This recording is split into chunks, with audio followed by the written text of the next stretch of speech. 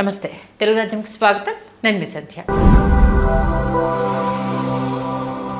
Telugu cinema ఇండస్ట్రీలో cowboy cinema అనగానే ఎవరి మైండ్లో అయినా టక్కన గుర్తొచ్చే హీరో ఎవరు? సూపర్ స్టార్ కృష్ణ గారే కదా. నిజంగానే మోసగాళ్ళకు మోసగాడు సినిమా ఇప్పటికీ ఎవర్ గ్రీన్. కృష్ణ గారి కౌబాయ్ సినిమా మొట్టమొదటి సినిమా అన్న విషయం మనందరికీ తెలిసిందే. ఆ తర్వాత మెరుపుదాడి సినిమా ద్వారా మన సుమన్ గారు, భానుచంద్ర గారు ఇద్దరు కలిసి యాక్ట్ చేశారు. అది సూపర్ డూపర్ హిట్గా నిలిచింది. ఈ రెండు సినిమాల తర్వాత ఆ తర్వాత కౌబాయ్ జానర్లో అందరూ గుర్తు తెచ్చుకునే సినిమా ఏంటి? గుర్తొచ్చింది కదా, మన మెగాస్టార్ గారు నటించిన కోదమ సింహం. కౌబాయ్ సినిమాలో అటు కృష్ణ గారు నటించిన మోసగాళ్ళకు మోసగాడు, ఆ తర్వాత మెరుపుదాడి, ఆ తర్వాత కోదమ సింహం. ఈ మూడు సినిమాలు దేనికవే ప్రత్యేకమని చెప్పాలి. కోదమ సింహం సినిమా వచ్చి 36 సంవత్సరాలు పూర్తి చేసుకున్న సందర్భంగా ఆ సినిమా విశేషాలు మీ అందరికీ తెలియజేసేందుకు నేను, నాతో పాటు మన చరిత్రకారులు, సినీ రాజకీయ విశ్లేషకులు శ్రీకాంత్ గారు సిద్ధంగా ఉన్నారు. ఆయన మాటల్లోనే. శ్రీకాంత్ గారు నమస్తే అండి. నమస్కారం సంధ్య గారు. కౌబాయ్ అనగానే ఫస్ట్ సూపర్ స్టార్ కృష్ణ గారు, ఆ తర్వాత మెరుపుదాడి మధ్యలో భానుచంద్ర గారు, సుమన్ గారు చేసిన మళ్ళీ ఎందుకు చాలా మంది గుర్తొచ్చేది చిరంజీవి గారి కొదమ సింహమే. అంటే మధ్యలో మెరుపుదాడి ఉంది కదా అనేసి చాలా మంది అడగవచ్చు. బట్ ఏంటంటే పెద్ద దిగ్గజ స్టార్లు కాబట్టి ఆ రేంజ్ హిట్లు కూడా ఇద్దరికి ఉన్నాయి కాబట్టి ఎక్కువగా ఇది ఉంటుంది. మరి మోసగాళ్ళకు మోసగాడి దగ్గర నుంచి మొదలు పెడదామా, లేకపోతే కొదమ సింహం గురించి డైరెక్ట్ మాట్లాడదామా? మెకన్నాస్ గోల్డ్, యాక్చువల్గా మెకన్నాస్ గోల్డ్ హాలీవుడ్ సినిమా మోసగాళ్లకు మోసగాడు వీటన్నిటికీ ఏంటంటే స్ఫూర్తి. మెకన్నాస్ గోల్డ్ లాంటి సినిమా మనం ఎందుకు చెయ్యలేము అని కృష్ణ గారు ఆలోచించి చేసినటువంటి మోసగాళ్లకు మోసగాడు. మెకన్నాస్ గోల్డ్లో ఏదైతే ఉమర్ షరీఫ్ పాత్ర ఉంటుందో ఆ ఉమర్ షరీఫ్ పాత్రను దృష్టిలో పెట్టుకునే మీకు మోసగాళ్లకు మోసగాళ్ళు నాగభూషణం గారి పాత్ర ఉంటుంది. సరే, ఆ తర్వాత మనకు సుమన్, భానుచంద్ర గారి మెరుపుదాడి కావచ్చు. దానికి ముందుకు వెళితే ఒకసారి కృష్ణ గారి మంచి వాళ్ళకి మంచివాడని చాలా సినిమాలు చేశారు. కాలాంతకులని కె విశ్వనాథ్ గారు కూడా డైరెక్ట్ చేశారు. కాలాంతకులు అనే సినిమా యాక్షన్ సీక్వెన్సెస్ దగ్గరకు వచ్చేటప్పటికి కె విశ్వనాథ్ గారు హ్యాండిల్ చేయలేక కేఎస్ఆర్ దాస్ గారిని రమ్మని హ్యాండిల్ చేయమన్నారంట. ఆ వర్కింగ్ స్టిల్ కూడా ఒకటి ఉంటుంది. కె విశ్వనాథ్ గారు, కేఎస్ఆర్ దాస్ గారు ఇద్దరు ఉంటారు ఆన్ లొకేషన్. అట్లాగా మీకు ఆ సమయంలో ఏంటంటే యాక్షన్ కింగ్ అర్జున్ గారు కౌబాయ్ #1 అని ఒక సినిమా, అలాగే మీకు ఎదురులేని మనగాళ్ళని, ఇట్లా మీకు చాలా సినిమాలు కౌబాయ్ జానర్లో వచ్చేవి సినిమాలు. ఒక బడ్జెట్ పరిమితులకు లోబడి చేసేటటువంటి వాళ్ళు. కాకపోతే ఎన్నొచ్చినా ఈ మూడు మెయిన్. ఫస్ట్ కృష్ణ గారు, తర్వాత సుమన్ గారు, భానుచంద్ర గారు, ఆ తర్వాత చిరంజీవి గారు, తర్వాత ఇంకో విషయము మహేష్ బాబు గారు. ఆ తర్వాత మహేష్ బాబు గారు గుర్తొస్తారు కౌబాయ్ అనగానే. కాకపోతే ఏంటంటే సుమన్ గారు, భానుచంద్ర గారు చేసిన మెరుపుదాడి ముందు సుమన్ గారు, భానుచంద్ర గారు కాదు, గిరిబాబు గారు నిర్మాత. గిరిబాబు గారు మన పిఎన్ రామచంద్రరావు గారి దర్శకత్వంలో చేయాలని అనుకుని గిరిబాబు గారు ఏం చేశారంటే వెళ్ళి చిరంజీవి గారిని మోహన్ బాబు గారితో చేయాలని. చిరంజీవి గారు, మోహన్ బాబు గారు సరే అన్నారు, చేస్తామని చెప్పారు. ఇద్దరు చేస్తామని చెప్పిన తర్వాత బడ్జెట్ పరిమితుల దృష్ట్యా ఏంటంటే అప్పటికి చిరంజీవి గారు, మోహన్ బాబు గారి మార్కెట్ ఏంటంటే అమాంతం పెరిగినటువంటి ఒక సమయం. దాన్ని దృష్టిలో పెట్టుకుని అట్లాగే డేట్స్ ఒకటి అవి అసలు కుదరట్లా. దాన్ని దృష్టిలో పెట్టుకుని గిరిబాబు గారు, సుమన్ గారు, భానుచంద్ర గారితో వెళ్ళారు. మీకు ఇళయరాజా గారి బ్యాక్గ్రౌండ్ అండి మీకు అసలు మెరుపుదాడి. ఆ సినిమా బీభత్సంగా ఆడటానికి అదొక కారణం. సరే, మనం ఇప్పుడు కొదమ సింహం గురించి మాట్లాడుకోవాలనుకుంటే రమా ఫిలిమ్స్ కైకాల సత్యనారాయణ గారి సమర్పణలో వారి సోదరులు కైకాల నాగేశ్వరరావు గారి నిర్మాతగా ఆయన చిరంజీవి గారి డేట్లు సంపాదించిన తర్వాత అంత క్రితం చిరంజీవి అనే సినిమా తీశారు. అది అటర్ ఫ్లాప్. అపకీర్తి పోవాలంటే చిరంజీవి గారితో నేను ఎలాంటి సినిమా చేయాలని నేను కూర్చుని ఆలోచించాడు. ఆలోచించి ప్రొడక్షన్ మేనేజర్ని పిలిచి ఒకసారి వరుసగా చిరంజీవి గారి సినిమాల లిస్ట్ తెప్పించు అంటే ఆ లిస్టు తెప్పించారు. మన ఫిలిం జర్నలిస్టులను అడిగితే వాళ్ళు తయారు చేసి ఇచ్చారు. చూస్తే చిరంజీవి గారు అప్పటిదాకా కౌబాయ్ చేయలేదు. కౌబాయ్ పాత్రతో సినిమా మొత్తం కౌబాయ్ వేషం చిరంజీవి గారు వెయ్యలేదు అనే విషయం అర్థమైన తర్వాత చిరంజీవి గారి దగ్గరికి వెళ్ళే ముందు దర్శకుడు కె మురళీమోహన్ రావు గారు, కైకాల నాగేశ్వరరావు గారు ఇద్దరు మంచి స్నేహితులు. మురళీమోహన్ రావు గారికి ఫోన్ చేసి, మురళి ఇట్లా చిరంజీవి గారితో బాస్తో కౌబాయ్ సినిమా చేస్తే ఎట్లా ఉంటుందంటే అసలు అద్భుతమైన ఆలోచన, చాలా బాగుంటుంది, అంటే నువ్వే డైరెక్ట్ చేయాలంటే చేస్తాను. సంఘర్షణ ఆయన సినిమాతో నేను దర్శకుడిగా పరిచయం అయ్యాను. మళ్ళీ దర్శకత్వం అసలు చేసే అవకాశం రాలేదు చిరంజీవి గారిని. సంఘర్షణ నాటికి, కొదమ సింహం నాటికి చిరంజీవి గారి స్థాయి అమాంతం పెరిగిపోయింది అన్నమాట. ఇప్పుడు చిరంజీవి గారిని డైరెక్ట్ చేస్తే నాకు చాలా అసలు గర్వకారణమైనటువంటి విషయం, నేను చేస్తానన్నారు. వరుసగా ఏంటంటే మురళీమోహన్ రావు గారు తెలుగులో చేస్తుండేవాళ్ళు. హఠాత్తుగా వెళ్ళిపోయి హిందీలో ఇక్కడ తెలుగు సినిమా తీసుకెళ్ళిపోయి అక్కడ రీమేక్ చేస్తుండేవాళ్ళు. అక్కడ సూపర్ హిట్ కొట్టేవాళ్ళు. అక్కడి నుంచి మళ్ళీ ఇట్లా ఉండేది కె మురళీమోహన్ రావు గారి. Very low profile, very talented and also very hard worker. Not only hard worker, very smart worker also. అంటే చాలా అద్భుతంగా పగడ్బందీగా చాకచక్యంగా పనిచేస్తారండి. ఈ పని నేను చేశానని చెప్పరు ఆయన, లో ప్రొఫైల్లోకి వెళ్ళిపోతారు. అది కె మురళీమోహన్ రావు గారి స్టైల్. ఇక్కడ ఇప్పుడు చిరంజీవి గారి దగ్గరికి వెళ్ళారు. వెళ్ళిన తర్వాత చిరంజీవి గారు ఎగ్జైట్ అయిపోయారు. కౌబాయ్ సినిమా అనగానే అవును నేను ఇప్పటిదాకా ఫుల్ ప్లెడ్జ్డ్గా చేయలేదు. చిరంజీవి గారి కౌబాయ్ గెటప్లో మనకు కనిపించినటువంటి సినిమాలు రెండండి. ఒకటి అడవి దొంగ, వీర విక్రమ ధీర దిగ్గజ పాటలో చిరంజీవి గారు పాటలో చిరంజీవి గారు రాధా గారు ఇద్దరు కలిసి వాళ్ళు కౌబాయ్ మ్యూజిక్లో వాళ్ళు గుర్రాల మీద రావటం, ఒక చేజ్ తర్వాత వాళ్ళిద్దరి రొమాంటిక్ స్టెప్స్ చాలా అద్భుతంగా ఉంటుంది. రాఘవేంద్రరావు గారు నభూతన భవిష్యతి. తర్వాత పులి సినిమాలో చిరంజీవి గారు కౌబాయ్ గెటప్లో ఒక యాక్షన్ సీక్వెన్స్లో పాల్గొన్నారు. సేమ్ కౌబాయ్ గెటప్లో ఆ స్టిల్ చిరంజీవి గారి అభిమానులకి చిరంజీవి గారు సంతకం చేసి ఆయన ఆటోగ్రాఫ్తో ఆ స్టిల్ అందరికీ పంపించినటువంటి విషయం నాకు ఇంకా ఇప్పుడు గుర్తు వస్తుంది. చిరంజీవి గారు నించుని ఉంటారు, హ్యాట్ చాలా బాగుంటుంది. ఇక్కడ మీకు ఇప్పుడు కౌబాయ్ సినిమా అనగానే ఏంటంటే కౌబాయ్ సినిమాకి తీసుకోవాల్సిన జాగ్రత్తలు ఏంటి, మీకు రైల్వే ట్రాక్స్ కనిపించకూడదు, తార్ రోడ్లు కనిపించకూడదు, ఎలక్ట్రికల్ పోల్స్ కనిపించకూడదు. అవి లేని కాలంలో కౌబాయ్స్ ఉన్నారు అన్నది చెప్పాలి. ఇసుక తెన్నెలు, అడవులు, ఇసుక తెన్నెలు ఇవే కదా. అవును, అవే. కాబట్టి ఏది కావాలన్నా సెట్ వేసుకోవాల్సిందే తప్ప మనకి వేరే ఇది లేదు. ఇక్కడ కైగాల నాగేశ్వరరావు గారిని ఎందుకు మనం, ఆయన నిర్మాత ఈ సినిమాకి హీరో అండి. ఎందుకు నిర్మాత హీరో అని నేను అన్నానంటే ఆయన అప్పటి వరకు వచ్చిన కౌబాయ్ సినిమాలు వీడియో క్యాసెట్లనే తెప్పించుకున్నారు. ఆయన తెప్పించుకొని ప్రతిరోజు 3 సినిమాలు చూడాలి. అలా 3 సినిమాలు ప్రతిరోజు చూసి దాంట్లో ది బెస్ట్ అన్న 10 తీసుకున్నారు. 10 క్యాసెట్లు తీసుకుని 10 సత్యానంద్ గారు, పరుచూరి బ్రదర్స్ గారు, మన శివశక్తి దత్తా గారు, విజయేంద్ర ప్రసాద్ గారు, మారా గారు అని తమిళ రచయిత, వీళ్ళందరికి ఇచ్చి ఇప్పుడు తయారు చేయండి కథ అన్నారు అనమాట. ఇంతమంది రచయితలు పనిచేస్తారు, అందరి పేర్లు వేస్తారండి. మీకు సత్యానంద్ గారి పేరు, పరుచూరి బ్రదర్స్ పేరు, శివశక్తి దత్తా, విజయేంద్ర ప్రసాద్ పేరు, వాళ్ళిద్దరి పేర్లు అప్పుడు దత్తా బ్రదర్స్ అని వేసుకునేవాళ్ళు. మారా గారు, వీళ్ళందరూ పనిచేశారు సినిమాకి రచయితలుగా.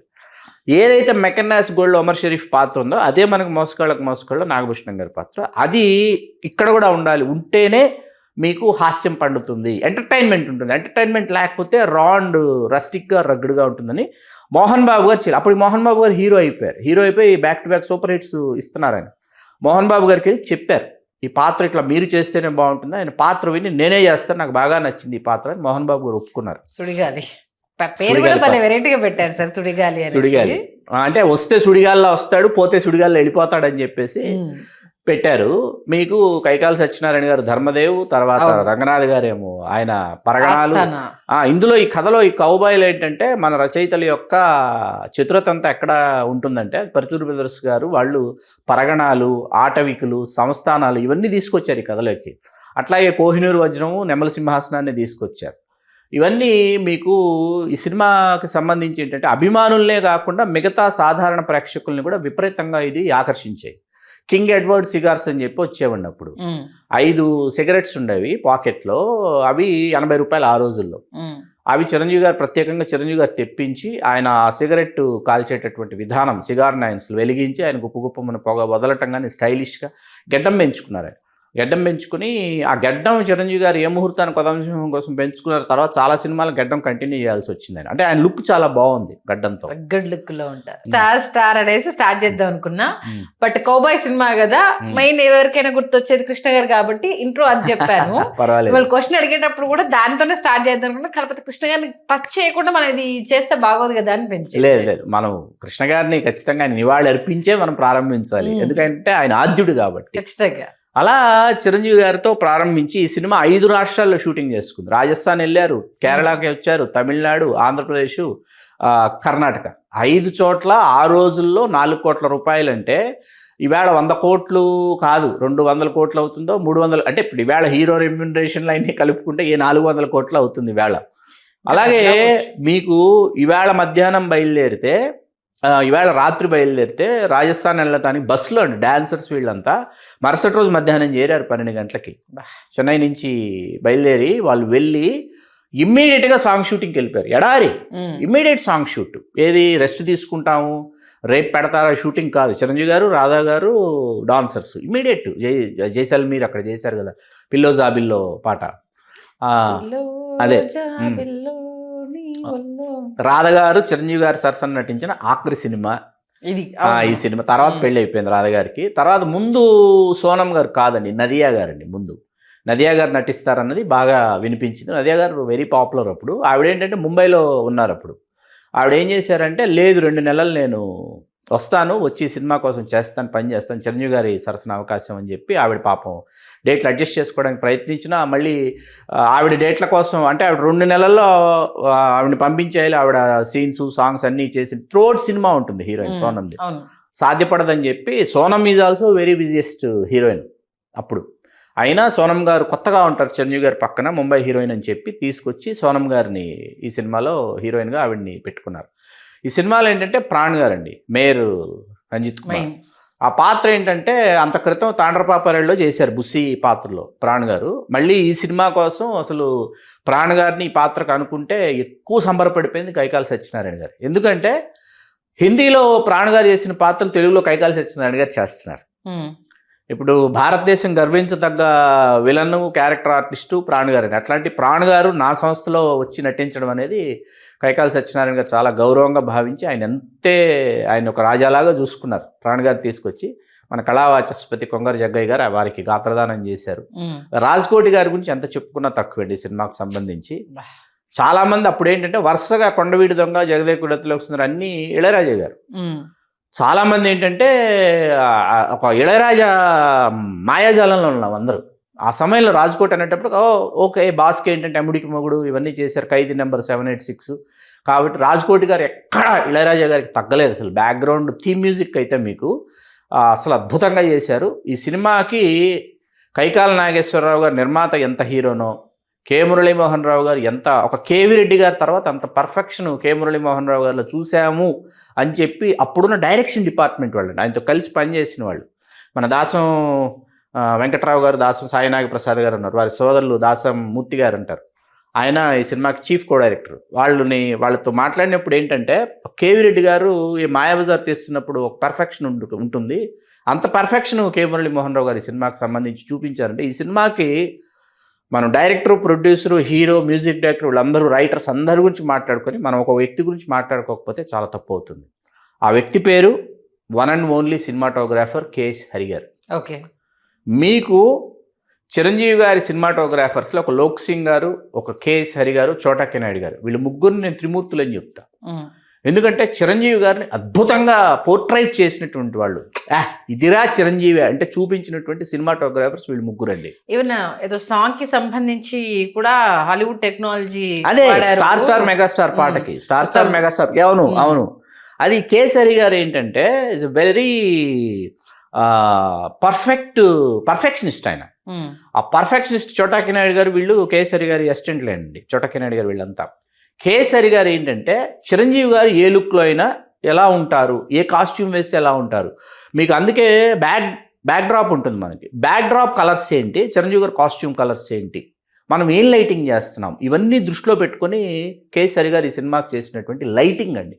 ఈ సినిమా మూడ్ని ఎలివేట్ చేసింది కేసరి గారు చేసినటువంటి లైటింగ్ వల్ల ఈ సినిమా అంత అద్భుతంగా ఉంటుంది. అది చాలామంది మీరు గ్లేర్ కటింగ్ అంటారు.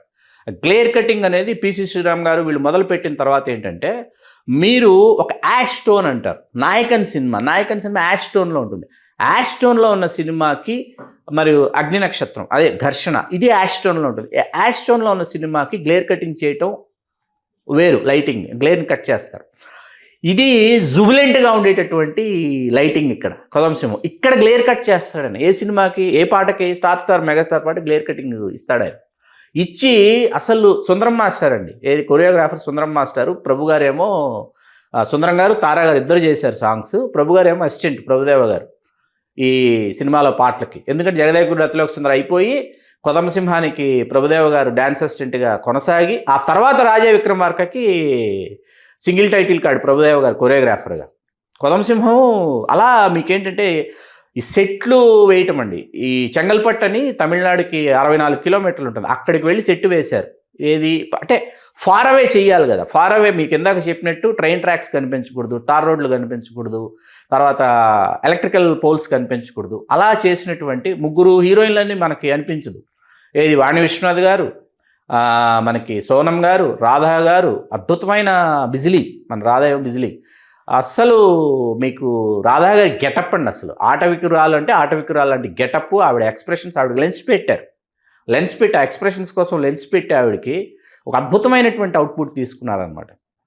కొదమసింహం టైటిల్ ఎలా పుట్టిందో తెలుసా మీకు? టైటిల్స్ గురించి రోజు కథా చర్చలు చేస్తూ టైటిల్స్ గురించి చర్చలు జరిగేవి. జరుగుతున్న నేపథ్యంలో ఏంటంటే ఒకరోజు కౌబాయ్, ఒకరోజు ఉక్కు పిడుగు, ఒకరోజు మొనగాళ్ళకు మొనగాడు, ఇలా అనుకుంటున్నారు టైటిల్స్.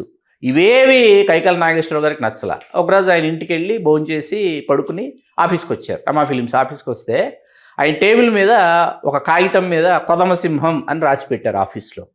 ఆయన చూశాడు, చూసి వెంటనే ముందు మురళీమోహన్ రావు గారికి ఫోన్ చేశాడు. ఆయన చేసి, మురళి మన సినిమా టైటిల్ కొదమసింహం అయితే ఎలా ఉంటుందంటే ఆ బ్రహ్మాండం అన్నాడంట ఆయన. సరే ఆఫీస్కి వస్తే ఇద్దరం కలిసి చిరంజీవి గారి దగ్గరికి వెళ్దాం, చిరంజీవి గారి దగ్గరికి వెళ్ళారు. అంటే కొదమసింహం టైటిల్ ఎలా ఉందంటే కొదమసింహం బాగున్నట్టుంది అన్నారంటే చిరంజీవి గారు. అన్న తర్వాత ఆఫీస్కి వచ్చారు వీళ్ళు, మళ్ళీ రమా ఫిలిమ్స్ ఆఫీస్కి వచ్చి కూర్చుని, ఒరే ఎవరు రాశారో చెప్పండి రా, టైటిల్ చాలా బాగుంది, టైటిల్ అనౌన్స్ చేయబోతున్నాము, ఇది ఎవరు రాశారో చెప్తే వాళ్ళకి మంచి గిఫ్ట్ ఇస్తా అన్నారంట కైకాల నాగేశ్వర గారు. ఎవరు ముందుకు రావట్లేదంట, నేనే రాశానని ఎవరు చెప్పట్లేదంట. సరే అయితే గిఫ్ట్ మిస్ అయ్యారు ఎవరు, టైటిల్ అయితే అనౌన్స్ చేస్తున్నాం, టైటిల్ అనౌన్స్ చేశారు. అట్లా కొదమసింహం టైటిల్ అనౌన్స్ చేశారు. సినిమాకి సంబంధించి గన్ షాట్స్, యాక్షన్ సీక్వెన్స్, రాజు గారు, ఫైట్ మాస్టర్ రాజు గారిని స్పెషల్ ట్రైనింగ్ తీసుకున్నారంట. ఎస్, ఇక్కడ బెంగళూరులో ఇప్పటికే నా ఫేవరెట్ షాట్ ఏంటంటే కన్నడ ప్రభాకర్ గారి ఇంటికి చిరంజీవి గారు వస్తారండి. అసలు బెంగళూరులో చేశారు అది. చిరంజీవి గారు హార్స్ రైడింగ్ ఉంటుంది, ఆ స్పీడ్ ఉంటుంది. ఆ స్పీడ్లో చిరంజీవి గారు వస్తుంటే ఎలా ఉందంటే అసలు ఫైట్ మాస్టర్ రాజు గారు కంగారు పడిపోయారంట. గుర్రం ఎక్కడైనా బ్యాలెన్స్ గుర్రం కోల్పోయింది అనుకుంటే ఆయన పడిపోతారేమో అనుకుంటే ఆ బ్యాలెన్స్ కోల్పోకుండా ఆయన అలా వచ్చి హార్స్ రైడింగ్ చేసుకుంటూ అలా వచ్చి మిగిలిన గన్ తీసుకుంటాడు చిరంజీవి గారు. ఇలా గన్ తీసుకుంటాడు. ఆ ఫోర్స్కి అసలు కేసరి గారు దాన్ని పిక్చరైజ్ చేసిన విధానం అసలు, అంటే రాజు గారు, ఫైట్ మాస్టర్ రాజు గారి ఆలోచన ఏంటంటే అలా వచ్చి ఆ గన్ తీసుకోవాలి అనేటటువంటి ఆలోచన.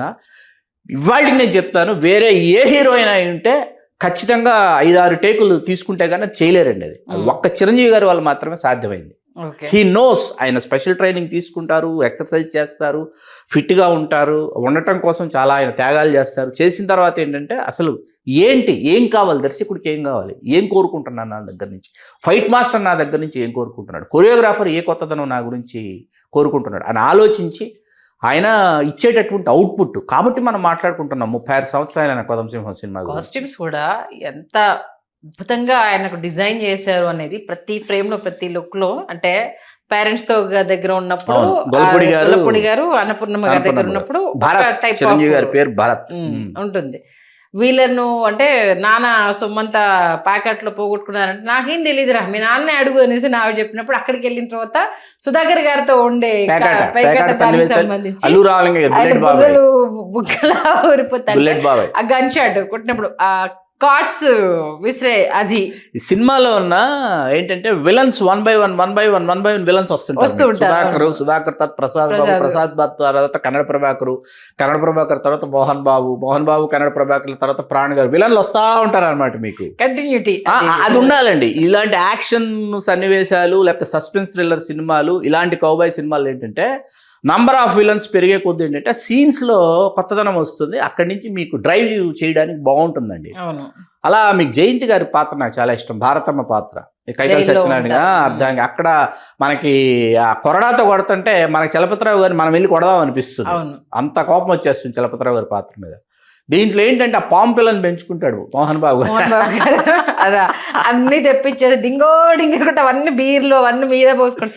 ఏం చేసుకుంటావు ఇవన్నీ అని అంటే అతను రాగానే అందరు పారిపోతారు, కంప భరించలేక. అందరు బాబు విశ్వనాథ్ గారు చూస్తూ ఉంటారు, అల్లురామలింగయ్య గారి క్యారెక్టర్ బార్లో ఉంటారు కదా, మొత్తం మీద వేసుకొని పాంపిల్లకు కూడా గుడి తీసుకురా అని చెప్పేసి దాంట్లో పెట్టేసి వాళ్ళ తర్వాత అమ్మ పాంపిల్ల దీనివల్ల నేను బతికాను అనేసి అని ఆ పాంపిల్లని కూడా వాడుకోవడము సినిమాలో. ఒక్కొక్క సీన్ అద్భుతం నిజంగా. అంటే మెయిన్ సినిమాకి ఈయన ఆగిపట్టం, ఈయన లేకపోతే వాళ్ళ నాన్నని విడిపించుకోలేడు, ఏం జరిగింది అనేది తెలియదు. సంస్థానంలో క్యాషియర్ కాబట్టి. సినిమాలో మీకు నచ్చిన పాట చెప్పండి. నాకు స్టార్ సూపర్ స్టార్ ఇది ఒకటి, మెగాస్టార్ రాధా గారితో ఒక సాంగ్ పిల్లో జాబిలోన అల్లాటప్ప గొంగూరమ్మ 2 పాటలు రాధా గారు. నాకు పిల్లో జాబిల్లో పిల్లో జాబిలో ఇష్టం. అల్లాటప్ప గొంగూరమ్మ, పిల్లో జాబిలో అల్లాటప్ప గొంగూరమ్మ 2. అల్లాటప్ప గొంగూరమ్మ ఊటీలో చేశారు సాంగ్. అల్లాటప్ప గోంగూర పిల్లో జాబిలో రాజస్థాన్, ఇది ఎడారి ప్యాలెస్ జైపూర్ అక్కడ చేశారు. తర్వాత మీకు అది కూడా రాజస్థాన్లో చేసిన పాట గుమ్గుమాయించు మంచం. ఈ సినిమాలో ఉన్న 5 పాటల్లో చక్లి గింతల రాగం పాట ఉంది కదా, మెలోడీ. ఆవిడ ఓన్ హెయిర్, చిరంజీవి గారి ఓన్ హెయిర్ స్టైల్ అండి. సినిమా మొత్తం ఓన్ హెయిర్ స్టైల్, విగ్ కాదండి. సినిమా అంతా entire cinema own hair style Chiranjeevi గారి. అప్పటికి మీకు ఈ సినిమాలో ఏంటంటే ఈ 5 పాటల్లో స్టార్ మెగాస్టారు, గుమ్గుమాయించు, పిల్లో జాబిల్లో, అల్లాటప్ప గోంగూరమ్మ ఇవి ట్యూన్స్ చేసేసేయచ్చండి.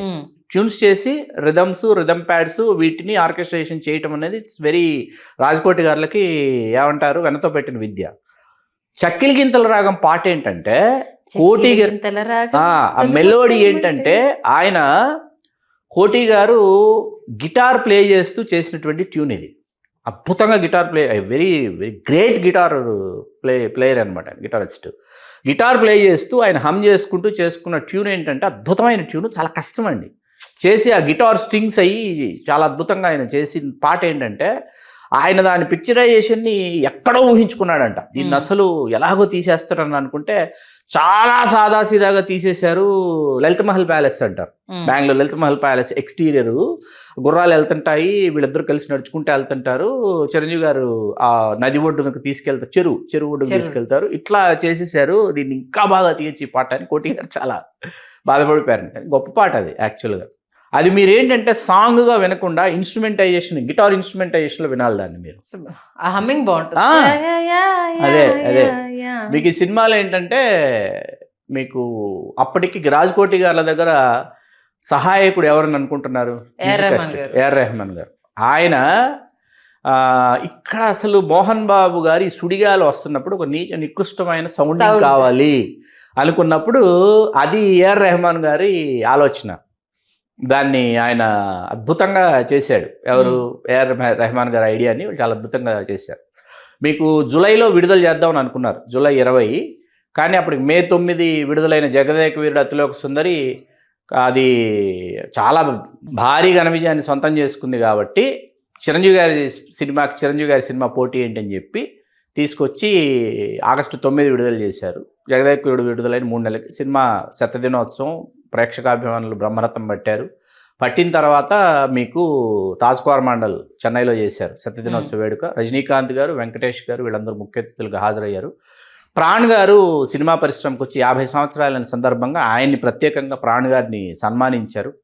అట్లా ఒక అద్భుతమైనటువంటి అమోఘమైనటువంటి సినిమా. దీని తర్వాత కౌబాయ్ సినిమాలలో మీరు ఇందాక టక్కర దొంగ గురించి తీసుకొస్తే ఏంటంటే టక్కర దొంగ మీరు వేళ చూడండి సినిమా. టక్కర దొంగ ఎందుకు ఫ్లాప్ అయింది అంటే ఎంటర్టైన్మెంట్ మిస్ అవుతుంది సినిమా. నేనంటే హీరోలు గుర్తు చేశారు. మీకు పవన్ కళ్యాణ్ గారికి కౌబాయ్ వేయాలనుంది, అందుకే ఆ గెటప్ బద్రిలో వేశారు. బాలకృష్ణ గారికి కౌబాయ్ చేయాలంది, గాంధీవం సినిమాలో వేశారు. తర్వాత మనకి మన అల్లు అర్జున్ గారు పరువు సినిమాలో ఆయన కౌబాయ్ గెటప్ చేశాడు. ఆయన కౌబాయ్ గెటప్ పాటలో వేశాడు ఆయన పరువు సినిమాలో. ఇట్లా ఏంటంటే కౌబాయ్గా పూర్తి స్థాయిలో ఇప్పుడు కౌబాయ్ సినిమా ఏ హీరో చేసినా ఆడుతుందండి, ఇప్పుడు అంటే ఖచ్చితంగా ఆడుతుంది. ఆ క్రేజ్ అనేది ఉండింది కాబట్టి మళ్ళీ ఆ జనరేషన్ లోకి తీసుకెళ్లి ఎలా చూపిస్తారు అన్న ఒక క్యూరియాసిటీ ఉంటుంది. అంటే వీళ్ళ గురించి ఎందుకు చెప్పానంటే పక్కన ఆ ఫేసెస్ కంప్లీట్ గా చేసిన హీరోస్ అని అంటే కృష్ణ గారు, మెరుపుదాడిలో భానుచంద్ర గారు, సుమన్ గారు, ఆ తర్వాత చిరంజీవి గారు, తర్వాత ఏంటిది అంటే మధ్యలో అర్జున్ గారు చేసిన మన తెలుగు కాదు కదా Telugu cinema, direct Telugu cinema cowboy number 1. Arjun గారు అదే తెలుగు హీరో కాదు, తెలుగు హీరోగా ఉండిపోలేదు కదా. చాలా బాగుంటుంది సినిమా కౌబాయ్ నంబర్ 1. లారెన్స్ ఆ మధ్య తమిళంలో చేశాడు ఒక సినిమా, అది కౌబాయ్ సినిమా.